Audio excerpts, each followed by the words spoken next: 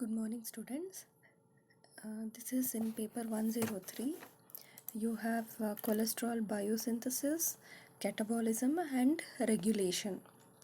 And also, you have how cholesterol is transported, basically, the LDL receptor pathway, and lipoproteinemias, fatty liver, hypercholesteremia, and also the chemical composition of these transporter molecules like VLDL, LDL, and HDL. So in this section, what I'll be talking about is how cholesterol is synthesized, where it is synthesized, what are the steps. And this is a very important question in the exam.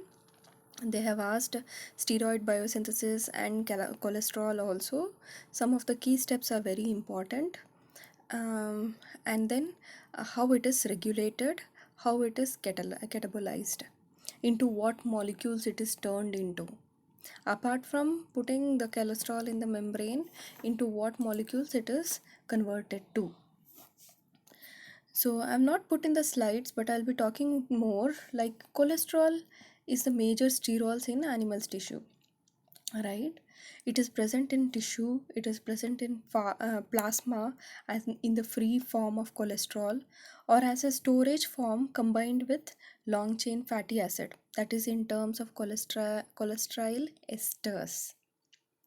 So in plasma, when I say, it is basically in form of transported by lipoproteins. That is what I was telling you, the VLDL, LDL, and HDL.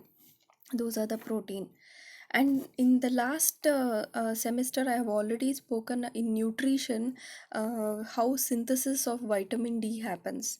That also starts with the precursor cholesterol molecule only, right? Apart from that, you have many steroid hormones like adrenocortical hormone, sex hormones, placental hormones. These are basically the starting material is cholesterol. It is required for nerve transmission. Cholesterol, you already would have known the atherosclerosis of arteries, that is caused by accumulation of cholesterol. Cerebrovascular coronary diseases, peripheral vascular diseases, they are all associated with cholesterol. Apart from these diseases, basic component like bile salts, which are used in emulsification of lipid droplets, their cholesterol is very much required. So how do we get cholesterol into our body?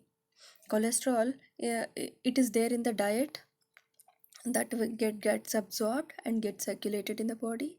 Apart from that, you have circulating esters, cholesterol esters, that can be used by the body for getting cholesterol molecules. Or the cells, all the cells in our body can do de novo synthesis of cholesterol. That is why cholesterol has to be regulated.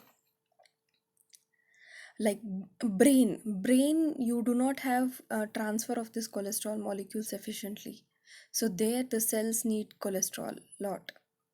uh, the liver and intestine accounts for approximately 10% of the total synthesis in humans. So where is this cholesterol getting synthesized? Cholesterol is getting synthesized in endoplasmic reticulum and in cytosol. These are the two places where cholesterol will be synthesized. So this is the molecular structure what I have put of cholesterol. You can see it is basically made up of 3 carbon repeating units, that is the acetate molecule. So this acetate molecule, finally you have this basic cholesterol molecule, that is 27 carbon with a particular OH group, beta OH group at the C3. So we'll see how it is synthesized. Though it is a complex molecule, it is very easy to synthesize. The biosynthesis of cholesterol was proposed by Conrad Bloch, and he proposed that acetate was first converted into isoprene units, and then that have carbon skeleton of isoprene, and these isoprene units are condensed into a linear molecule, that is squalene. Here I have shown you different isoprene units are condensed into squalene, and then they are cyclized to form the cholesterol molecule. So the biosynthesis of cholesterol can be divided into 5 steps. Okay. First, biosynthesis of mevalonate occurs from acetyl CoA. So I request everyone to write down. Biosynthesis of mevalonate occurs from acetyl CoA. That is the first step, first major stage. You remember where this HMG CoA has come? So beta oxidation plays an important critical role in many of the pathways, right? From mevalonate, isoprenoid units are formed, that is isopentenyl pyrophosphate and dimethyl allyl pyrophosphate. Okay, and then see, it is very critical this step because lot of tRNA substitutes are included of dimethyl allyl pyrophosphate. And this is very interesting pathway because isopentenyl pyrophosphate and dimethyl allyl pyrophosphate, these are important stage for synthesis of many plant terpenoids and secondary metabolites. So from there, from the isoprenoid units, condensation of 6 isoprenoid units synthesizes squalene. Cyclization of squalene gives rise to the parent steroid lanosterol, squalene and then lanosterol, and from lanosterol, cholesterol is formed. So I'll repeat the steps again. The first step is biosynthesis of mevalonate from acetyl CoA. Second stage is formation of isoprenoid units from the mevalonate by loss of carbon dioxide. Condensation of 6 isoprenoid units from squalene. Third one. Fourth one is cyclization of squalene gives rise to parent steroid, lanosterol. And the last stage is conversion of lanosterol to cholesterol. So I am just telling lanosterol to cholesterol, but when you see the steps, it's actually 19 steps which requires NADPH and oxygen. So that stage is very important. So coming to biosynthesis of HMG CoA, I'm not given here the biosynthesis of like from acetyl CoA how it is condensed, but I'll repeat the steps what we have done previously. The first stage in the synthesis of cholesterol is the formation of mevalonate. That is what I have told from acetyl CoA. So this take place in cytosol. Two molecules of acetyl CoA condense to form acetoacetyl CoA catalyzed by cytosolic thiolase enzyme. Acetoacetyl CoA condenses with further molecule of acetyl CoA catalyzed by HMG CoA synthase. You know what is HMG CoA? 3-hydroxy 3-methyl glutaryl CoA. HMG CoA synthase to form HMG CoA. Now you have the HMG CoA molecule here. That is what I have started with the step. So the next step is HMG CoA is reduced by NADPH catalyzed 3-hydroxy 3-methyl glutaryl CoA reductase, or also popularly called as HMG CoA reductase. So that gives you the molecule of mevalonate. So now the first step is complete. Starting with acetyl CoA, we have reached till mevalonate. The synthesis of mevalonate is the principal regulatory step in the pathway of cholesterol synthesis. The enzyme catalyzing this irreversible step, that is HMG CoA reductase, it is an important control site for cholesterol biosynthesis and is the site of most effective class of cholesterol lowering drugs like what we take statins. These are HMG CoA reductase inhibitors. Okay.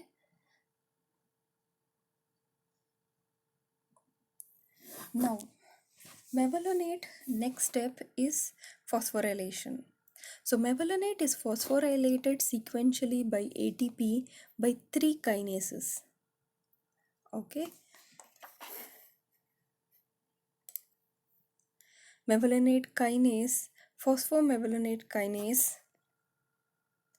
that is mevalonate kinase to form phosphomevalonate, and further this phosphomevalonate is added one more molecule by phosphomevalonate kinase and to form 5-pyrophosphomevalonate. Mevalonate is added 1 phosphate in magnesium dependent ATP addition by mevalonate kinase, and then it forms mevalonate 5 phosphate. That phosphate again with the help of phosphomevalonate kinase, one more phosphate is added to form 5 pyrophosphomevalonate. It's very important because you see this OH attached to CH3, that carbon is very important. So now again pyrophosphomevalonate decarboxylase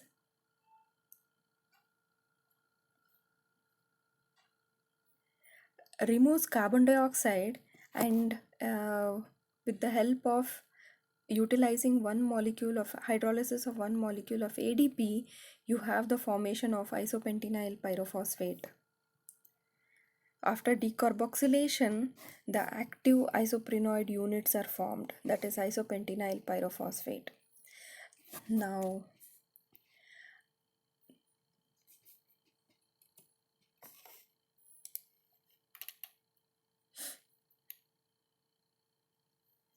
the formation of isopentenyl pyrophosphate, again I'm going to repeat, HMG-CoA reductase forming mevalonate, mevalonate forming phosphomevalonate, that again adding the phosphate forming 5-pyrophosphomevalonate. After decarboxylation with pyrophosphomevalonate decarboxylase, isopentenyl pyrophosphate is formed. 5-phosphomevalonate is converted to isopentenyl pyrophosphate by an ATP dependent dehydration carboxylation reaction catalyzed by 5-phosphomevalonate decarboxylase. This is the last step.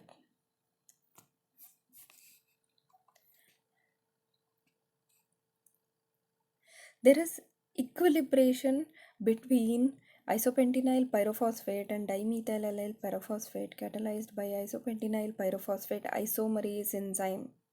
Now here the starting is isopentenyl pyrophosphate. Using the enzyme isopentenyl pyrophosphate isomerase enzyme, you have conversion of this isopentenyl pyrophosphate to dimethylallyl pyrophosphate. This reaction occurs via a protonation deprotonation reaction involving the intermediacy of tertiary carbocation intermediate. The enzyme has two important groups, that is cysteine and glutamate residues that are been known to associated with this protonation deprotonation reaction. They act as general acid and bases, as people have come up with this conclusion by site directed mutagenesis. So you have the abstraction of hydrogen by cysteine, and then creation of carbocation, the tertiary carbocation. The carbocation is stabilized through interaction with the aromatic cloud of adjacent tryptophan, that is not shown here. Aromatic residues provide electron-rich interactions with positively charged group without forming covalent bonds that would destroy the intermediate. So this becomes a tertiary stable intermediate that is converted to dimethylallyl pyrophosphate by proton donation from the C3 carbon to C2 proton abstraction by glutamate, and then you have the double bond formation. Basically there is a shift in the double bond, C1 C2, now it is C2 C3 double bond. Now the next step is synthesis of squalene molecule. Squalene is synthesized from 6 molecules of isopentenyl pyrophosphate, and it's very interesting to know how it is synthesized. Though it is looks very complex, but it is easy. Now you have the equilibration, the formation of dimethylallyl pyrophosphate and isopentenyl pyrophosphate. 4-isopentenyl pyrophosphate and 2-dimethyl allyl pyrophosphate condensed to form C30 cholesterol precursor squalene molecule under three important reaction. The first reaction is prenyl transferase. Okay. Prenyl transferase, or else it is also called as farnesyl pyrophosphate synthase. Prenyl transferase, keep it as prenyl transferase, catalyzes the head to tail, that is 1 prime to 4. See here, dimethyl allyl pyrophosphate, the fourth carbon, 1 2 3 fourth carbon, which is attached to the phosphate group, and the first carbon of isopentenyl pyrophosphate will be attached, that is head to tail attachment. That it is a condensation reaction of dimethyl allyl pyrophosphate and isopentenyl pyrophosphate to yield geranyl pyrophosphate. So this molecule is called geranyl pyrophosphate.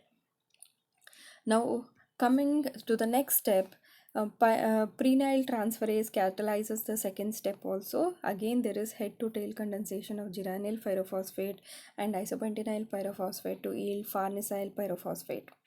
So, one more molecules of isopentenyl pyrophosphate will be added, and then pyrophosphate will be released, and that condensed product is farnesyl pyrophosphate. Now, farnesyl pyrophosphate, with the help of squalene synthase, you have two molecules of farnesyl pyrophosphate getting condensed to form squalene. It is catalyzed by squalene synthase. This is a 1 to 1 prime condensation of two farnesyl pyrophosphate molecule to form squalene. Farnesyl pyrophosphate is also precursor for dolicol, farnesylated and geranylated protein, and ubiquinone. Okay, so this is about, now we had started with acetyl CoA, and then to form HMG CoA, mevalonate, and then now you have isopentenyl pyrophosphate, dimethyl allyl pyrophosphate, then now the condensed product squalene.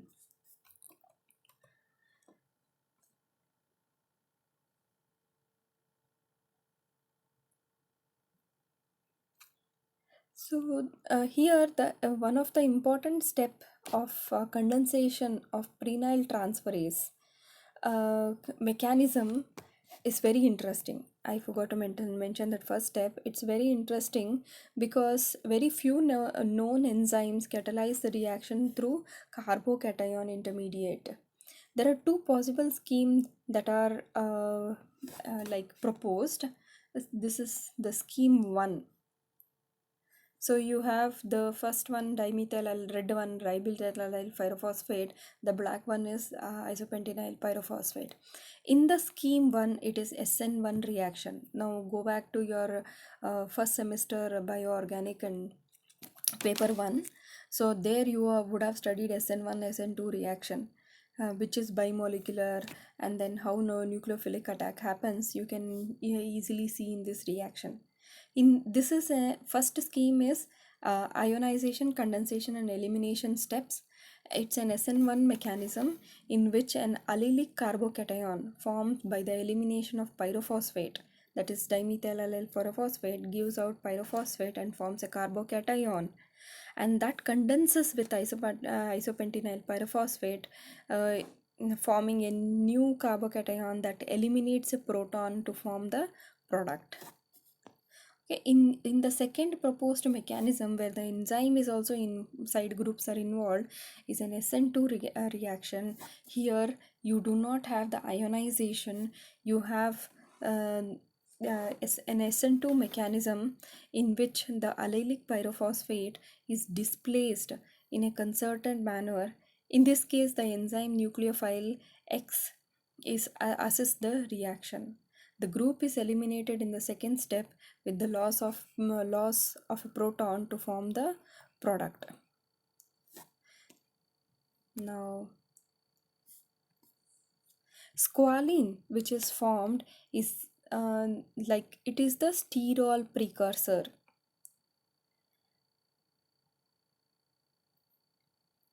So, squalene also has some mechanism of proposed mechanism how condensation of farnesyl molecules happen.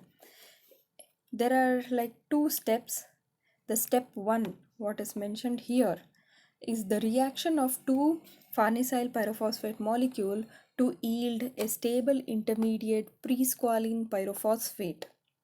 This reaction is initiated by the elimination of pyrophosphate from one molecule of farnesyl pyrophosphate molecule to form an allylic carbocation at C1, that is stabilized by pi interaction with an essential tyrosine residue. Now, the highly reactive electron deficient carbocation inserts into the electron rich C2C3 double bond of the second molecule, yielding presqualene pyrophosphate, a cyclopropyl carbonyl pyrophosphate. Presqualene pyrophosphate is a cyclopropyl carbonyl pyrophosphate. That is what is formed here after the tertiary carbocation. Now, this presqualene um, uh, pyrophosphate is converted to squalene by the rearrangement and reduction of presqualene pyrophosphate by NADPH to form squalene. The first is release of pyrophosphate and there is rearrangement to form tertiary cyclopropyl carbonyl cation that in the presence of NADPH forms the it forms the squalene. This is catalyzed by squalene synthase. It's a monomeric protein. It is anchored to the endoplasmic reticulum membrane. It has a short C-terminal transmembrane domain through which it is attached to endoplasmic reticulum membrane, but the active site is facing the cytosol. This allows it to accept the farnesyl pyrophosphate and NADPH from the cytosol and release its hydrophobic product squalene in the ER membrane. So now it is transferred to the ER. So from there, squalene, a open chain C30 hydrocarbon, is cyclized to form tetracyclic steroid skeleton. So this whole steroid skeleton, okay, the squalene epoxide converts squalene to 2-oxidosqualene. The oxidosqualene cyclase, alternatively it is called as lanosterol cyclase, converts the epoxide to lanosterol, that is the precursor of cholesterol. Now the 2-oxido squalene is converted to protosterol cation and then to lanosterol. Oxidosqualene is cyclized to protosterol cation in a process that is initiated by the enzyme mediated protonation of squalene epoxide oxygen. The opening of the epoxide leaves an electron deficient center whose migration drives the series of cyclization that ultimately form prosterol cation. Now, a series of methylation and hydride migration yields a hypothesized intermediate carbocation at carbon 8, which eliminates the proton to form double bond, that is the lanosterol. Now, cholesterol is synthesized by lanosterol using lanosterol in a 19-step process which involves the oxidation and loss of 3-methyl group. The first methyl group is removed as formate and the other two are eliminated as carbon dioxide in the reaction that all requires NADPH and oxygen. The enzymes involved in this process are embedded in ER membrane. So the 19 steps I have not shown here, but you can write from lanosterol, it is getting converted to cholesterol. So now the brief of whole pathway is starting from acetyl CoA, you have HMG CoA formation, then mevalonic acid that is converted to isopentenyl pyrophosphate that is converted to squalene, then lanosterol and cholesterol. Now coming to transport. How cholesterol is transported in blood. Cholesterol, we know it is synthesized in liver, majorly synthesized in liver, and most of it is converted into bile salts for use in digestive process. Apart from that, it is esterified by acyl-CoA cholesterol acyl transferase to form cholesterol esters, which are secreted into the bloodstream as lipoprotein complexes. In detail, I will have another presentation on lipoprotein complexes, how they are transferred, how they are like taken into the cell. But here I have to mention that they are converted into acyl esters of acyl CoA cholesterol acyl CoA, and they are part of the lipoprotein complexes like VLDL, LDL, IDL, and HDL.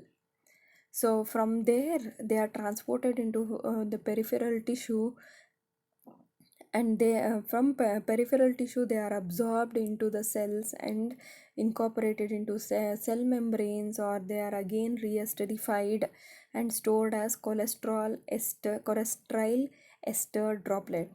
They are stored as cholesterol ester droplets. This is the structure of the cholesterol esters. So dietary cholesterol, whatever gets into our body, or cholesterol esters, if the food has in terms of cholesterol esters or triacylglycerols, are transported in the blood by intestinally synthesized lipoprotein complexes called chylomicrons. Okay, after removal of their triglycerides at the peripheral tissue, the resulting chylomicron remnants bind to specific cell remnants receptors, and they are taken up by the receptor mediated endocytosis. So liver and peripheral tissues have two ways of obtaining cholesterol. They may either synthesize it from acetyl-CoA, that is what we told de novo pathway of cholesterol biosynthesis, or they may obtain from the bloodstream by receptor mediated endocytosis.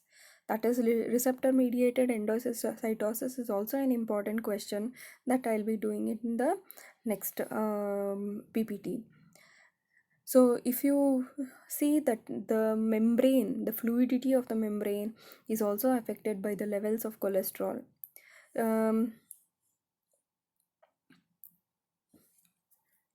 Okay, coming to regulation. The next step, now we have seen about how it is synthesized, how it is transported. Now how we'll come into, before going to the other molecules where the cholesterol acts as a precursor molecule, we'll talk little about the regulation of biosynthesis of cholesterol. Regulation, there are few possible ways. There can be short term regulation or there can be long term regulation. HMG-CoA, what I told, that statins are like targeted towards this enzyme. Which is that enzyme? HMG-CoA reductase. That is the rate limiting enzyme of cholesterol biosynthesis.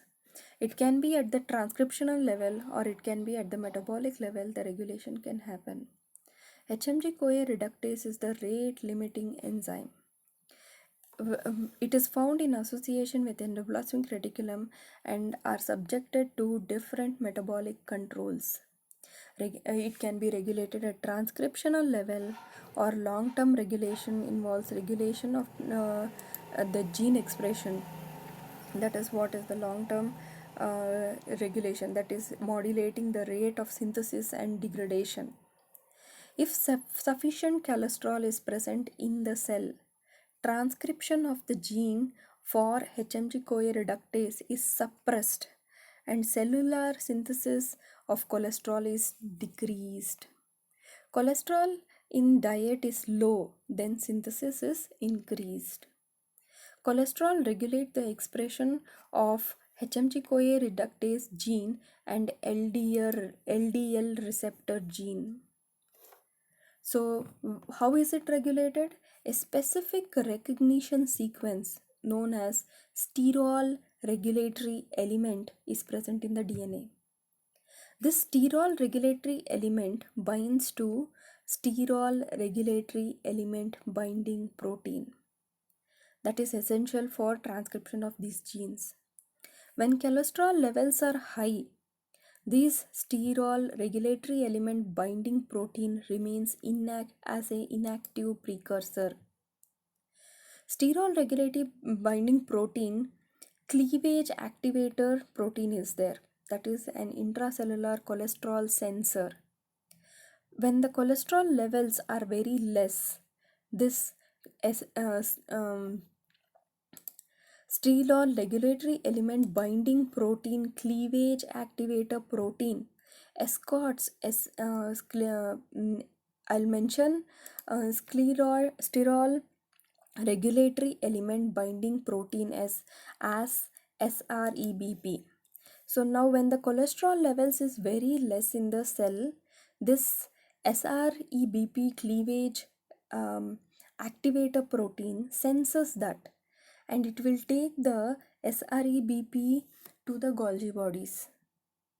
So two Golgi bodies proteases, protease 1 and protease 2, sequentially cleave the SREBP protein to which makes it have affinity to the sterol response elements, and it goes and binds to the DNA.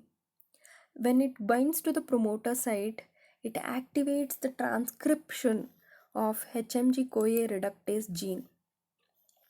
Okay,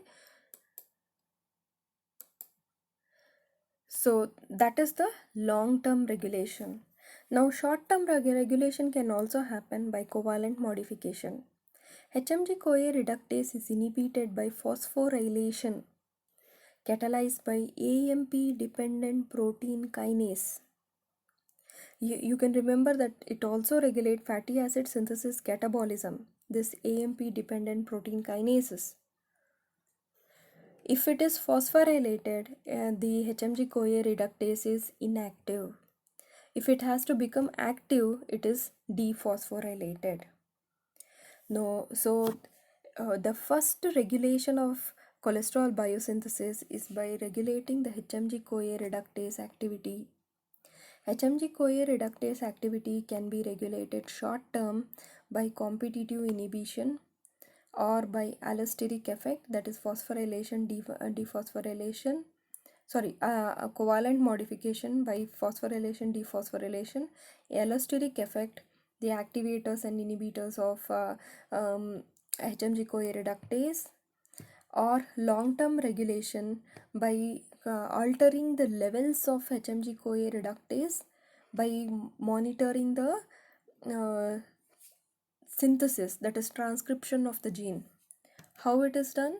Sterol response elements are present in the promoter of this gene, and this gene, if it has to be transcribed, then you need a protein which binds to the sterol response element, but this protein has to be activated. If for that activation there is one more protein, sterol response element binding activator protein, that senses the level of cholesterol in the cell and then takes this protein to Golgi body. If the levels are low, in Golgi body where the proteins are processed, and then it is released back for the regulation of biosynthesis of cholesterol. Apart from this, you can alter the levels of LDL receptors on the cell. If the cell has enough of cholesterol, then the LDL receptors are reduced. If the cells are reduced in cholesterol, LDL receptors are increased so that more of low density lipoproteins are absorbed into the cell. And there is hormonal regulation also, like insulin and thyroxine increases the activity of HMG CoA reductase, but cortisol and glucagon decreases the activity of HMG CoA reductase. HMG CoA reductase activity is also inhibited by bile salts. So cortisol, glucagon, bile salts reduce the activity, whereas insulin and thyroxine increases the activity. Fasting also reduces HMG CoA reductase activity. Apart from that, if you cholesterol, how do people regulate? They take drugs like lovastatin and other statin group of drugs. They are competitive inhibitors of HMG CoA. Okay, so that will reduce the HMG CoA activity by competitive inhibition.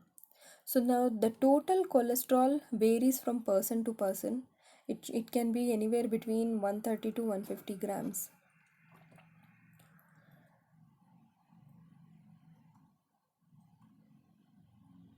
Now coming to utilization. Now how cholesterol is excreted or how cholesterol is utilized by the body. Cholesterol can be incorporated into membranes.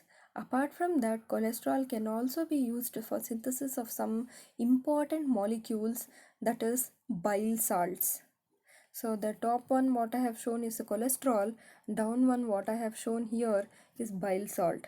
Bile salts are derivatives of cholesterol where you have the R2 group which are different. The important ones are cholic acid, uh, where R2 is OH. Then you have glycocholic acid, where you have the R2 methamine, and taurocholic acid. This is the R2 group. So around 500 mg of cholesterol is excreted through bile. Some of it is partly reabsorbed in intestine. Remaining are excreted out as bile salts. So the cholesterol is very important. Apart from bile salts, you have steroid hormone synthesis by conversion into steroid hormones. Like cholesterol is converted to pregnenolone by, it is also an important question, steroid hormone biosynthesis of using cholesterol as the starting material. Cholesterol is converted into pregnenolone by the cholesterol side chain cleavage enzyme, and this can be channeled into three possible pathways. The first one I will take the step 2, which is catalyzed by the enzyme steroid 17 hydroxylase, converting the pregnenolone to 17 hydroxy pregnenolone. So that is converted to dihydroiso androsterone by the enzyme steroid 1720 lyase. Now this dihydroisoandrosterone is converted to testosterone and then further converted to estradiol by enzyme aromatase. So the other pathways are direct conversion into progesterone. Pregnenolone is converted to progesterone by dehydrogenase enzyme. Progesterone can be further taken with the help of a steroid C21 hydroxylase enzyme, converting it into 11 deoxycorticosterone. And this 11 deoxycorticosterone can be converted into corticosterone by steroid C18 hydroxylase and then converted into aldosterone by the enzyme 18 hydroxysteroid oxidase. So this is also important. Other possible pathway is the 17 hydroxy pregnenolone getting converted to 17 hydroxy progesterone, that again with the help of dehydrogenase enzyme, and then further it is converted with the help of sterol C21 hydroxylase. It is converted to 11 deoxycortisol, then with the help of steroid 11 beta hydroxylase, it is converted to a glucocorticoid. So the testosterone, estradiol, progesterone, cortisol, aldosterone, these are the important biosteroids which are like synthesized using cholesterol as the starting material.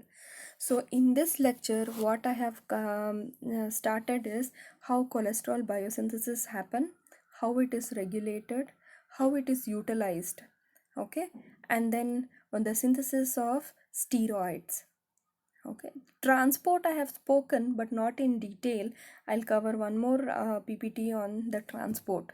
Thank you. I request all the students, the when we write in a when we present something metabolism topics in PPT, it is very fast because the structures are already written, and it is not advised to listen simply these topics. You have to write down these topic in a sheet of paper, practice, and then follow the presentation. Thank you.